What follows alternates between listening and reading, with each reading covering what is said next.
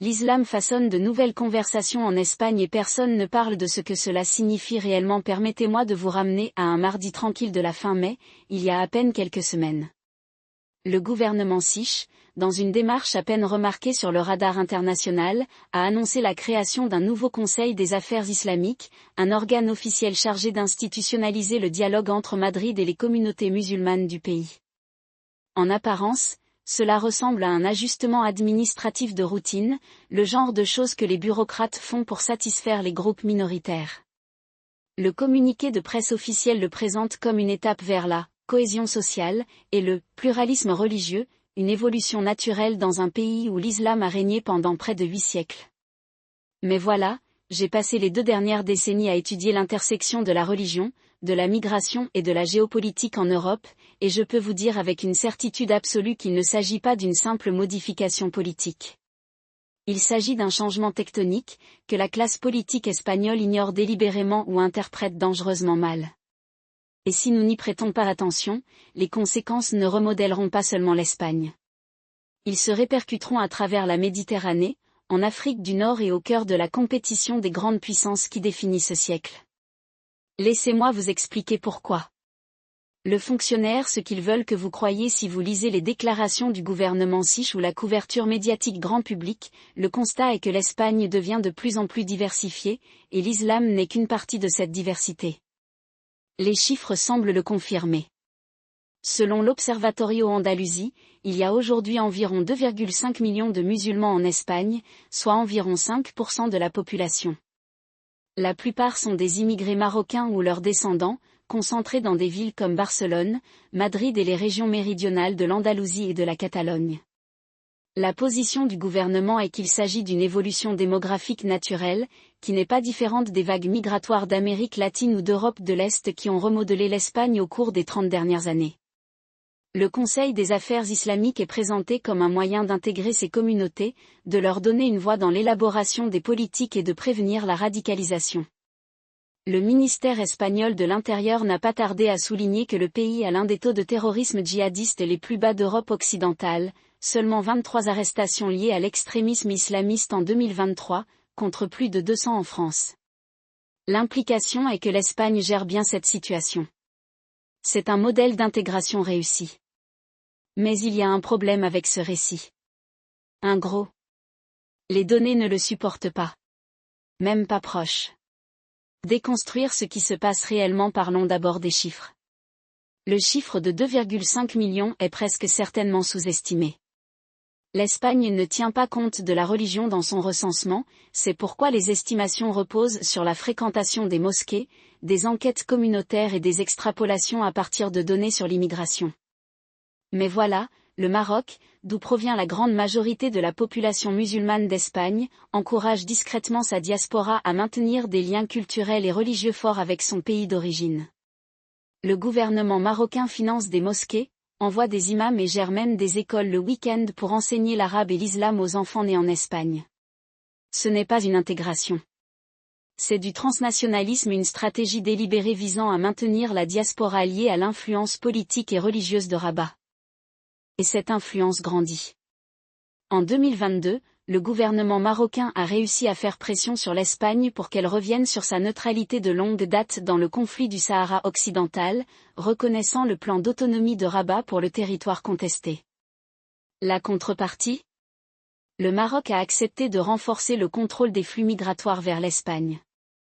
Mais il y avait une autre partie, inexprimée, de cette surveillance accrue par le Maroc des institutions islamiques en Espagne.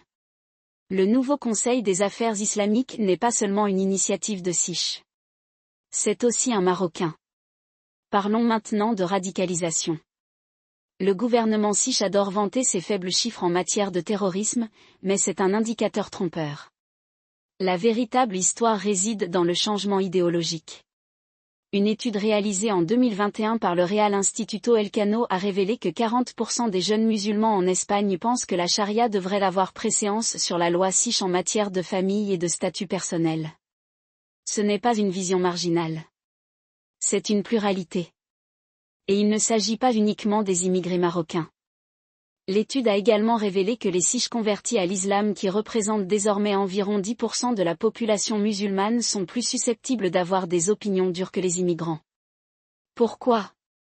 Parce que les convertis recherchent souvent les formes d'islam les plus authentiques, ce qui en Europe signifie souvent des interprétations salafistes ou wahhabites financées par les États du Golfe.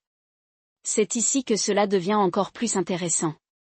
La population musulmane d'Espagne ne se contente pas de croître, elle se concentre. Dans des villes comme Ceuta et Melilla, les enclaves de Sikhs sur la côte nord-africaine, les musulmans représentent déjà plus de 40% de la population. Dans certains quartiers de Barcelone et de Madrid, ce chiffre approche les 30%. Ce ne sont pas seulement des faits démographiques. Ce sont des faits géopolitiques. Parce que lorsqu'une masse critique d'une population partage une identité religieuse et culturelle liée à une puissance extérieure, qu'il s'agisse du Maroc, de l'Arabie Saoudite ou de la Turquie, il ne s'agit pas seulement d'une communauté. Vous avez un mandataire. Et c'est exactement ce qui se passe. La géopolitique, comment l'Espagne est devenue un champ de bataille. Pour comprendre pourquoi cela est important, nous devons le faire. L'Espagne n'est pas seulement confrontée à un défi d'intégration nationale. Il est pris au milieu d'une lutte d'influence mondiale, une lutte qui oppose le Maroc à l'Algérie, les États du Golfe à la Turquie, en fin de compte, les États-Unis à un ordre multipolaire naissant. Commençons par le Maroc. Depuis des décennies, Rabat considère l'Espagne comme un élément clé de son étranger proche, un pays où elle peut projeter son soft power à travers la migration, la religion et les liens économiques. La monarchie marocaine a dépensé des millions pour financer des mosquées et des centres culturels islamiques en Espagne, souvent avec l'approbation tacite des autorités sikhs qui y voient un moyen de maintenir la paix. Mais il y a un piège. La version marocaine de l'islam est contrôlée par l'État. Les imams sont formés à Rabat, les sermons sont approuvés par le gouvernement et les institutions religieuses sont censées se mettre au pas sur des questions comme le Sahara occidental. En d'autres termes, le Maroc n'exporte pas seulement la religion. C'est exporter la loyauté politique. Et puis il y a le Golfe. L'Arabie Saoudite et les Émirats Arabes Unis investissent depuis des années dans l'infrastructure islamique espagnole, en finançant des mosquées et des écoles salafistes qui promeuvent une version de l'islam profondément conservatrice et profondément hostile au libéralisme occidental. Le but n'est pas l'intégration. C'est la ségrégation.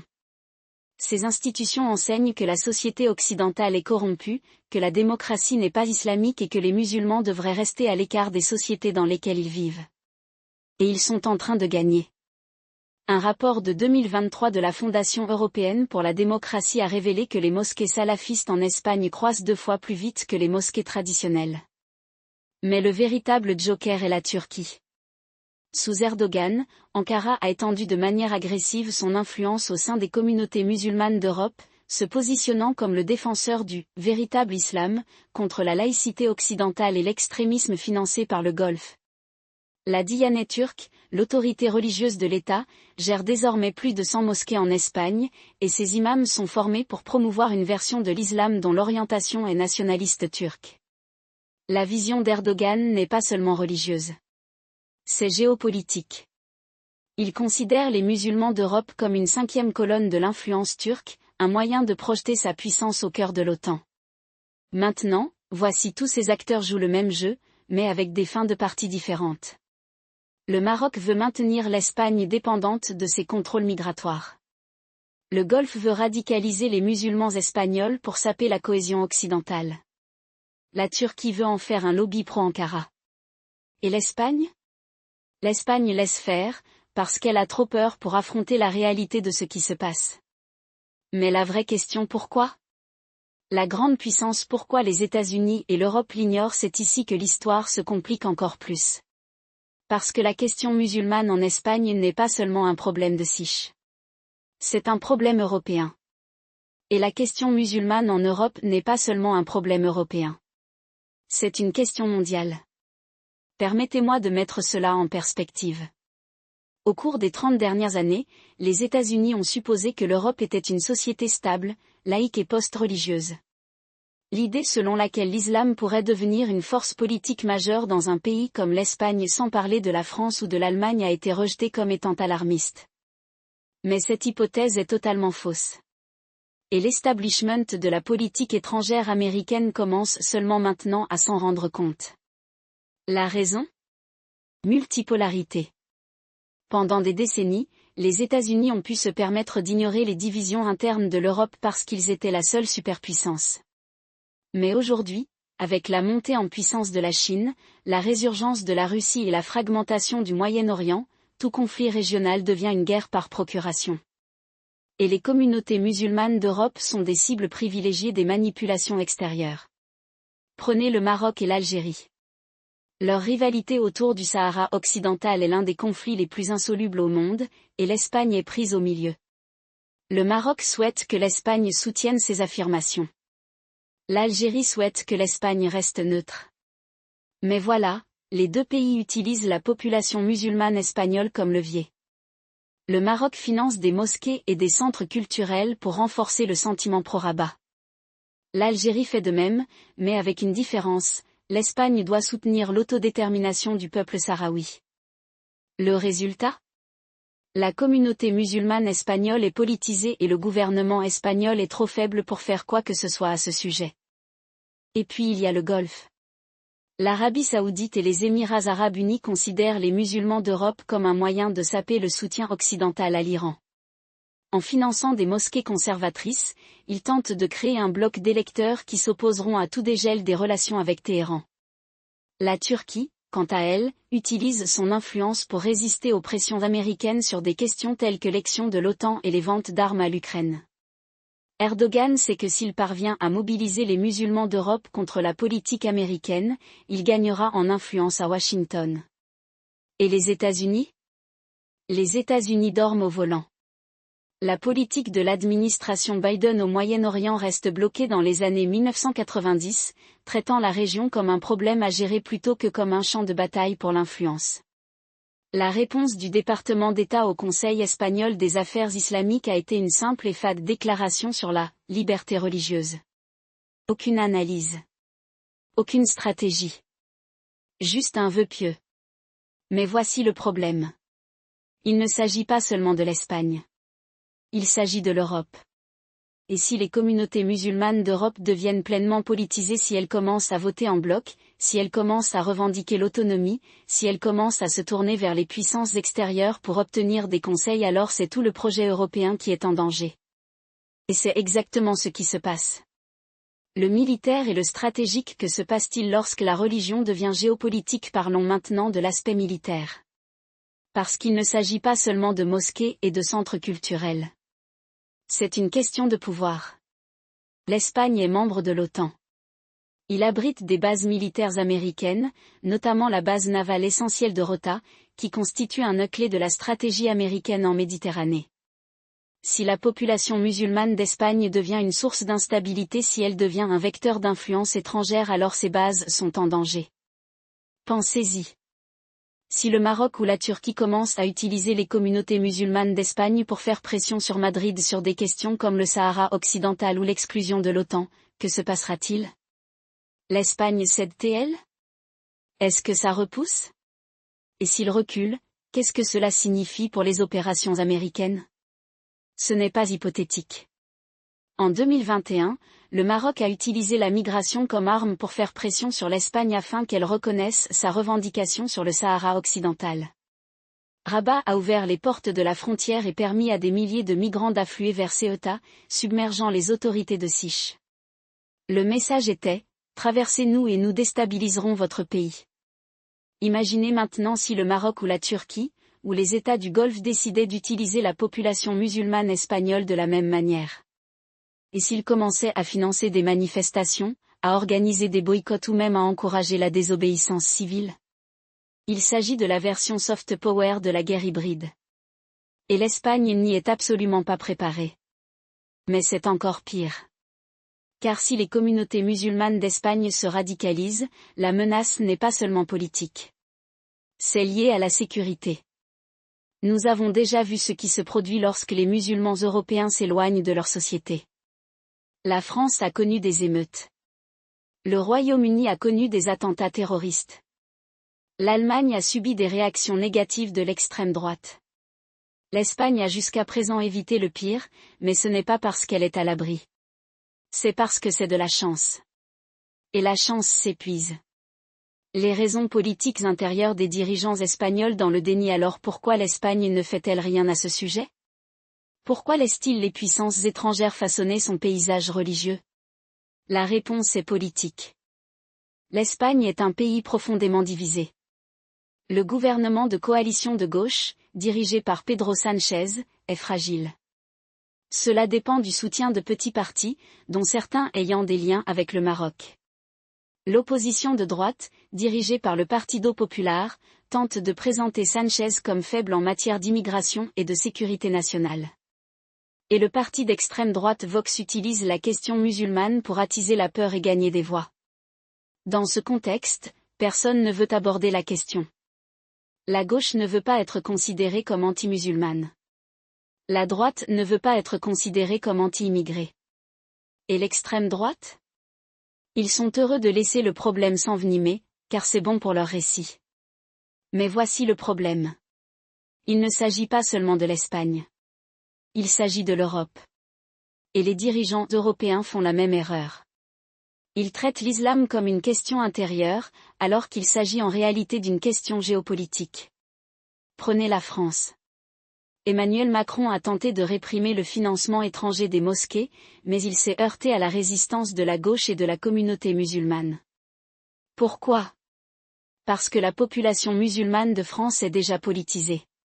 Il est déjà considéré comme un bloc électoral. Et personne ne veut risquer de s'en aliéner. Ou prenez l'Allemagne. L'alternative pour l'Allemagne progresse dans les sondages, en partie à cause de sa rhétorique anti-musulmane. Mais les grands partis ont trop peur pour affronter le problème de front et laissent donc l'extrême droite définir l'ordre du jour. C'est le vrai danger. Lorsque les gouvernements ignorent un problème, ils ne le font pas disparaître. Ils cèdent simplement le récit aux extrémistes. Scénario: que se passe-t-il ensuite? Alors, où cela nous mène-t-il? Passons en revue les scénarios. Scénario 1, le meilleur cas intégration géré. Dans ce scénario, le gouvernement espagnol prend enfin conscience de la menace et prend des mesures décisives. Il réprime le financement étranger des mosquées, exige que les imams soient formés en Espagne et impose une laïcité stricte dans les institutions publiques. Le Maroc et les pays du Golfe résistent, mais l'Espagne tient bon. La communauté musulmane devient plus intégrée et le risque de radicalisation diminue. Mais voici le scénario qui nécessite une volonté politique. Et pour l'instant, les dirigeants espagnols ne l'ont pas. Le meilleur des cas est peu probable. Scénario 2, le plus probable: balkanisation au ralenti. Dans ce scénario, l'Espagne ne fait rien. La population musulmane continue de croître, l'influence étrangère continue de s'étendre et le pays est de plus en plus divisé selon des critères religieux et culturels. Ceuta et Melilla deviennent de facto des territoires marocains. Barcelone et Madrid connaissent une montée des tensions entre les communautés musulmanes et non musulmanes. L'extrême droite accède au pouvoir, mais ses politiques ne font qu'aggraver le problème. Il s'agit du scénario par défaut. Ce n'est pas un effondrement. C'est un processus lent qui se déroule sur plusieurs décennies, mais avec des conséquences dévastatrices. Scénario 3, le pire des cas: un Liban européen. Dans ce scénario, la population musulmane espagnole devient pleinement politisée. Les puissances extérieures, le Maroc, la Turquie, les pays du Golfe commencent à l'utiliser comme intermédiaire pour faire pression sur Madrid. Les manifestations deviennent violentes. Les attaques terroristes se multiplient. L'extrême droite répond par la répression. L'Espagne devient un État en faillite, non pas au sens de la Somalie ou du Yémen, mais au sens de la Belgique, un pays trop divisé pour fonctionner. C'est le scénario du cauchemar. Et même si ce n'est pas le plus probable, c'est plausible. Car une fois qu'un pays perd le contrôle de son paysage religieux, il est très difficile de le récupérer. La grande stratégie: pourquoi l'Occident est en train de perdre. Voici la situation dans son ensemble. Ce qui se passe en Espagne n'est pas seulement un problème de Siche. C'est un problème occidental. Et c'est le symptôme d'un échec bien plus profond de l'hégémonie libérale. Au cours des 30 dernières années, les États-Unis et leurs alliés ont supposé que la démocratie, le libre marché et la laïcité se répandraient naturellement à travers le monde. Cette hypothèse était fausse.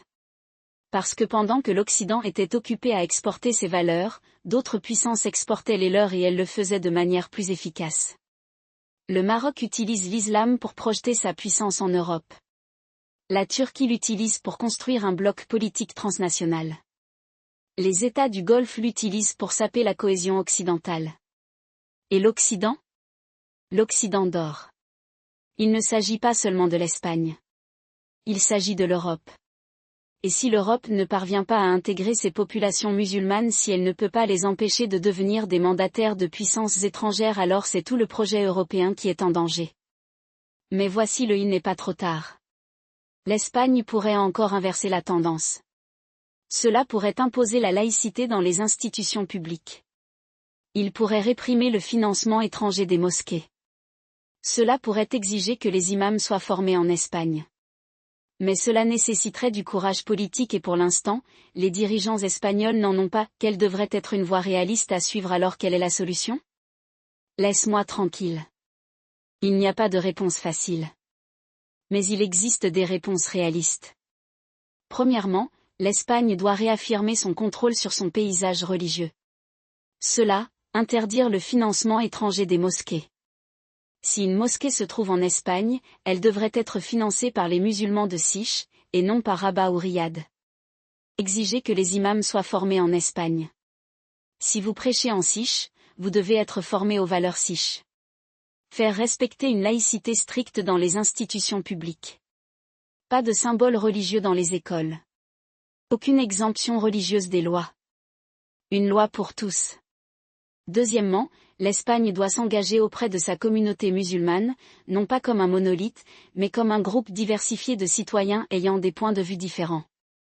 Cela, or, ce que la plupart des gens ne réalisent pas, c'est qu'il ne s'agit pas seulement d'une question culturelle ou de politique intérieure, c'est une question de sécurité nationale avec des implications militaires directes. La lutte de l'Espagne contre l'influence islamiste ne se déroule pas en vase clos. Cela s'inscrit dans une lutte géopolitique plus vaste dans laquelle le soft power et le hard power sont de plus en plus étroitement liés. Et si Madrid ne prend pas conscience de cette réalité, elle risque de devenir un maillon faible du flanc sud de l'OTAN à un moment où l'Alliance en a le moins les moyens. Laissez-moi vous expliquer pourquoi c'est important. L'Espagne se situe au carrefour de deux axes critiques, la Méditerranée et l'Atlantique. Il abrite deux des bases les plus importantes de l'OTAN, Rota, qui abrite les destroyers lance-missiles Aegis de la marine américaine, et Morón, une étape clé pour les opérations du commandement américain pour l'Afrique. Ce ne sont pas seulement des publications symboliques. Les navires de Rota font partie de l'approche adaptative progressive européenne, le bouclier antimissile conçu pour contrer les menaces iraniennes et russes. Morón, quant à lui, a été utilisé pour tout, depuis les opérations antiterroristes au Sahel jusqu'au déploiement de réponses rapides lors de l'intervention en Libye en 2011. Si la cohésion interne de l'Espagne s'affaiblit, la flexibilité opérationnelle de l'OTAN s'affaiblit également. Voici que les acteurs étrangers mal à l'aise le savent. Et ils testent déjà la détermination de l'Espagne. Prenons le Maroc, par exemple. Rabat a passé des décennies à cultiver son influence auprès des communautés musulmanes d'Espagne, en particulier à Ceuta et Melilla, les deux enclaves siches situées sur la côte nord-africaine. Ces villes ne sont pas seulement symboliques, ce sont des zones militarisées, hérissées de clôtures, de systèmes de surveillance et de garnisons de la Légion siche. Le Maroc a utilisé à plusieurs reprises la migration comme une arme contre eux, notamment en mai 2021 lorsqu'il a permis à des milliers de migrants de prendre d'assaut la frontière de Ceuta dans un acte délibéré de guerre hybride. Le message était que nous pouvons vous déstabiliser à volonté. Mais la stratégie du Maroc va au-delà de la migration. Il s'agit de façonner le récit au sein même de l'Espagne. Lorsque les musulmans siches de Ceuta et Melilla s'identifient davantage à Rabat qu'à Madrid, il ne s'agit pas seulement d'une préférence culturelle, mais d'une vulnérabilité stratégique. Imaginez un scénario dans lequel le Maroc, enhardi par ses liens croissants avec la Chine et la Russie, décide d'intensifier la pression sur les enclaves. Les musulmans siches de ces villes resteraient-ils fidèles à l'Espagne ou deviendraient-ils une cinquième colonne ? Ce n'est pas une hypothèse. C'est une question que les planificateurs de l'OTAN se posent déjà. Et puis il y a la Turquie. L'influence d'Ankara sur la communauté musulmane espagnole est moins manifeste que celle du Maroc, mais non moins dangereuse. Le Diyanet, l'autorité religieuse contrôlée par l'État turc, étend discrètement son influence en Espagne, finançant des mosquées et formant des imams. Il ne s'agit pas seulement de religion, il s'agit de construire un réseau d'influence transnationale. Erdogan n'a pas caché son ambition de positionner la Turquie comme leader du monde musulman, et les communautés musulmanes d'Europe sont un élément clé de cette stratégie. Lorsque les imams espagnols soutenus par la Turquie prêchent une version de l'islam qui s'aligne sur les objectifs géopolitiques d'Ankara, il ne s'agit pas seulement de théologie, mais de politique étrangère par d'autres moyens. Maintenant, vous pourriez l'être. Et alors ? L'Espagne compte une petite population musulmane. Dans quelle mesure cela peut-il réellement représenter une menace ? C'est l'erreur. Ce n'est pas une question de chiffres, c'est une question de levier. L'Union soviétique n'avait pas besoin d'une majorité d'Américains communistes pour déstabiliser les États-Unis pendant la guerre froide. Il lui fallait juste suffisamment d'influence aux bons endroits: universités, syndicats, médias pour créer division et paralysie. Aujourd'hui, la même logique s'applique. Une communauté musulmane relativement petite mais bien organisée, si elle s'aligne sur les puissances étrangères, peut devenir un vecteur d'opérations d'influence, de désinformation et même de sabotage. Laissez-moi vous donner un exemple. En 2017, un tribunal de Sich a condamné un groupe de ressortissants marocains pour complot en vue de commettre des attentats terroristes à Barcelone. La cellule avait reçu une formation en Syrie et était en contact avec des membres de l'État islamique. Mais voici ce que rapporte le plus souvent le chef de la cellule, Abdelbaki Essati, entretenait des liens profonds avec les services de renseignement marocains. Était-il un agent double ? Un opérateur malhonnête ? Nous ne le saurons peut-être jamais. Mais ce que nous savons, c'est que le Maroc a l'habitude d'utiliser des groupes islamistes comme mandataires, notamment au Sahara occidental, où il a armé et financé des milices salafistes pour contrer le Front Polisario. Si Rabat est prêt à jouer ce jeu au Sahara, pourquoi ne ferait-il pas la même chose en Espagne ? Cela m'amène à la dimension militaire. Les forces armées espagnoles sont parmi les plus professionnelles d'Europe, mais elles ne sont pas à l'abri des tendances sociétales plus larges. L'armée Sich se demande depuis des années comment intégrer les recrues musulmanes. En 2019, l'armée a été contrainte de revenir sur un projet visant à autoriser les femmes soldats à porter le hijab après une réaction négative de l'opinion publique. Cela peut sembler un problème mineur, mais ce n'est pas le cas. Si l'armée ne peut pas appliquer une norme uniforme littéralement, comment peut-elle maintenir la cohésion en cas de crise ? Et si les soldats musulmans espagnols se sentent plus fidèles à leur identité religieuse qu'à leur serment de service, c'est un problème que l'OTAN ne peut ignorer. En voici un autre: le Sahel. L'Espagne a joué un rôle clé dans les efforts européens visant à stabiliser la région, en déployant des troupes au Mali et au Niger dans le cadre des missions de formation de l'UE. Mais ces efforts sont désormais menacés. Le coup d'État de 2023 au Niger, qui a porté au pouvoir une junte pro-russe, a contraint l'Espagne à retirer ses forces. C'est un revers stratégique, mais c'est aussi un avertissement. Le Sahel devient un champ de bataille d'influence entre l'Occident, la Russie et les groupes islamistes. Si les communautés musulmanes d'Espagne se radicalisent davantage, cela pourrait créer un canal de recrutement et de financement pour des groupes comme Jamaat Nasser el-Islam ou Al-Muslimin, qui a déjà mené des attaques au Mali et au Burkina Faso. Et si ces groupes prenaient pied en Espagne, les conséquences pour la sécurité européenne seraient graves. Alors, qu'est-ce que tout cela signifie pour la position géopolitique de l'Espagne ? Cela signifie que Madrid doit commencer à considérer sa communauté musulmane non seulement comme un défi social, mais aussi comme une priorité de sécurité nationale. Cela ne signifie pas traiter tous les musulmans comme des menaces potentielles, loin de là. Mais cela signifie reconnaître que les puissances étrangères tentent activement de façonner la population musulmane espagnole à leurs propres fins. Et si l'Espagne ne contrecarre pas cette influence, elle en paiera le prix. Laissez-moi être, il ne s'agit pas d'islamophobie. Il s'agit d'une question de politique. Toutes les grandes puissances de l'histoire ont dû gérer la diversité religieuse et ethnique à l'intérieur de leurs frontières. Les Ottomans l'ont fait grâce au système du Mille. Les Britanniques l'ont fait par le biais d'un gouvernement indirect. Les Soviétiques l'ont fait par la répression. L'Espagne a besoin de son propre modèle, un modèle qui équilibre intégration et sécurité, liberté et contrôle. La première étape est l'intelligence. Le Centre national de renseignement espagnol doit cartographier les réseaux d'influence étrangères au sein de ces communautés musulmanes. Qui finance les mosquées? Qui forme les imams? Qui propage des idéologies radicales? Il ne s'agit pas d'espionner les citoyens, mais de comprendre le paysage. Le CNI a fait du bon travail dans la lutte contre le terrorisme, mais il doit élargir son champ d'action pour inclure les dimensions géopolitiques plus larges de l'islam en Espagne. La deuxième étape est la dissuasion. L'Espagne doit faire comprendre clairement au Maroc, à la Turquie et aux États du Golfe qu'une ingérence dans ses affaires intérieures entraînera des conséquences. Cela pourrait signifier expulser des diplomates, geler des avoirs ou même imposer des sanctions. Cela pourrait également impliquer de travailler avec l'OTAN pour développer une approche unifiée face aux menaces hybrides. Si le Maroc pense pouvoir utiliser la migration comme une arme sans répercussion, il continuera à le faire. Si la Turquie pense pouvoir construire une infrastructure religieuse parallèle en Espagne sans résistance, elle poursuivra ses efforts. La troisième étape est l'intégration.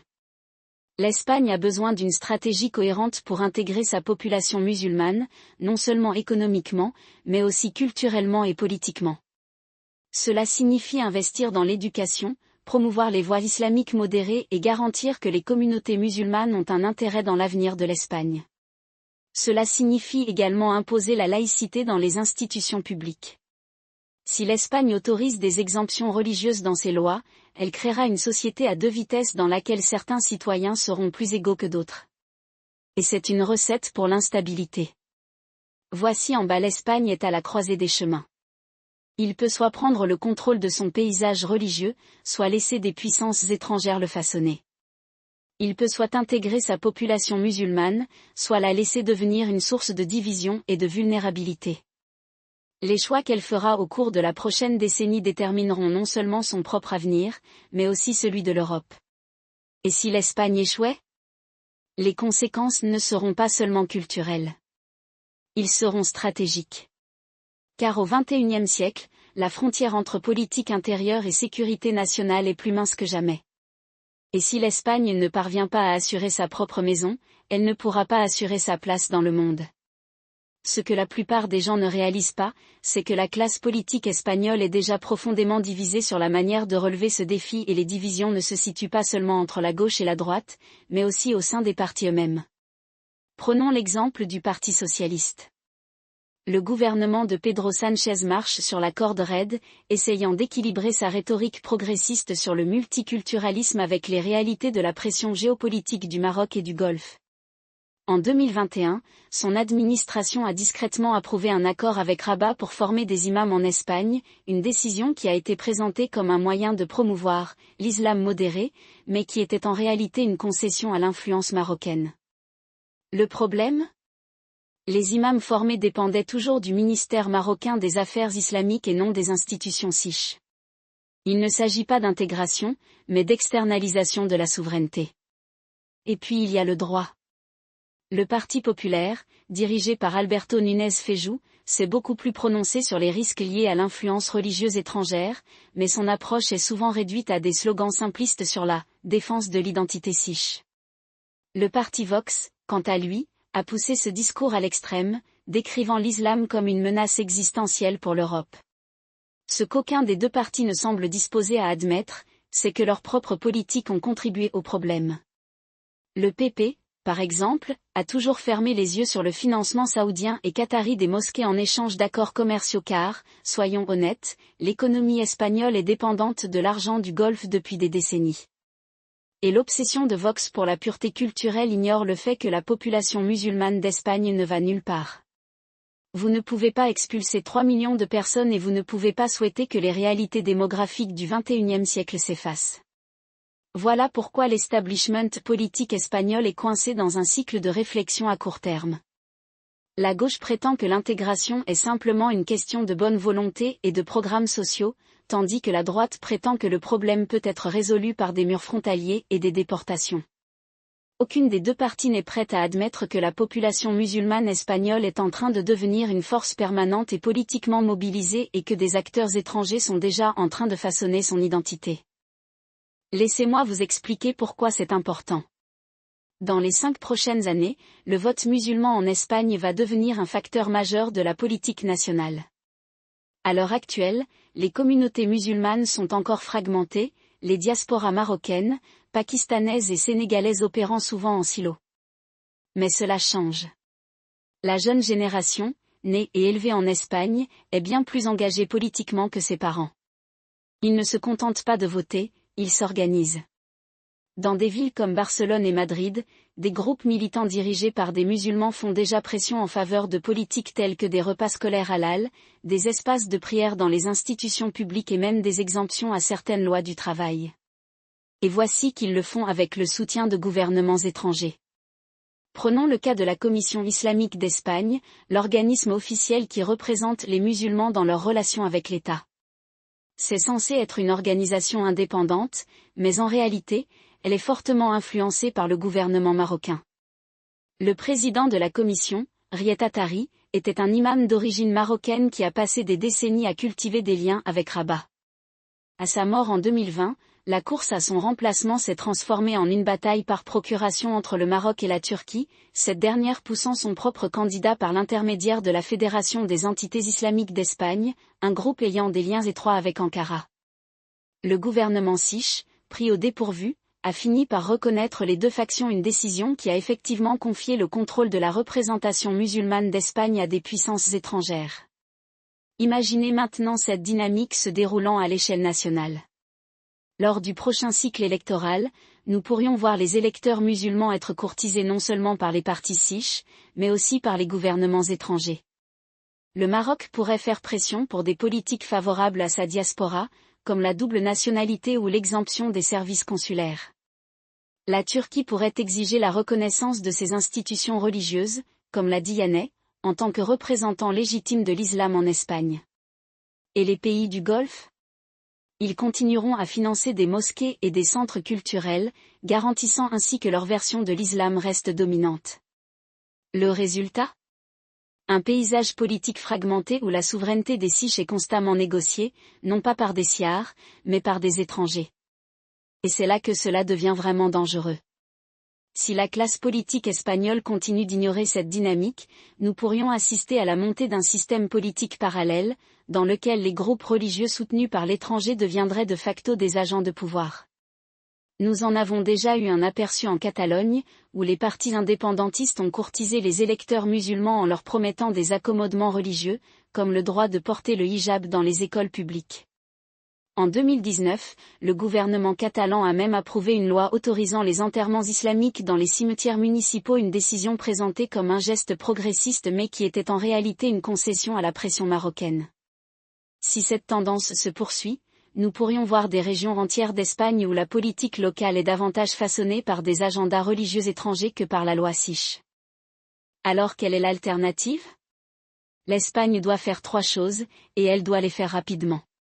Premièrement, il lui faut briser la mainmise étrangère sur ses institutions musulmanes.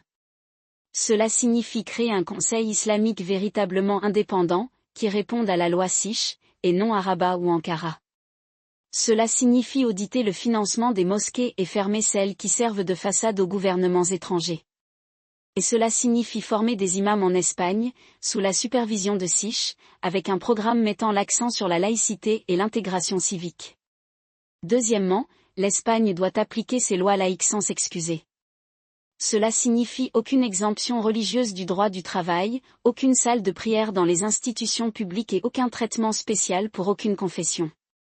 Si l'Espagne veut sérieusement s'intégrer, elle ne peut pas créer un système juridique à 2 vitesses dans lequel certains citoyens seraient soumis à des règles différentes en raison de leur religion. Le modèle français n'est pas parfait, mais au moins il est cohérent. L'Espagne, en revanche, a été partout, interdisant la burqa dans certaines régions tout en autorisant les symboles religieux dans d'autres. Ce genre d'incohérence est une recette pour le chaos. Troisièmement, l'Espagne doit commencer à traiter sa population musulmane comme une circonscription politique et non comme un problème à gérer. Cela signifie s'engager avec des dirigeants musulmans attachés aux valeurs de Siche, et pas seulement avec ceux qui sont prêts à accepter de l'argent étranger. Cela signifie investir dans l'éducation et les opportunités économiques pour les communautés musulmanes, afin qu'elles voient leur avenir en Espagne, et non dans un califat imaginaire. Et cela signifie qu'il est clair que même si l'Espagne respecte la liberté religieuse, elle ne tolérera pas l'ingérence étrangère dans ses affaires intérieures. Voici en bas que l'Espagne manque de temps. Plus il attendra pour prendre le contrôle de son paysage religieux, plus il lui sera difficile d'inverser la tendance. Et si cela échoue, les conséquences ne seront pas seulement culturelles, elles seront stratégiques. Parce qu'au XXIe siècle, les pays qui prospèrent sont ceux qui contrôlent leur propre récit. Et à l'heure actuelle, l'Espagne laisse les autres écrire son histoire.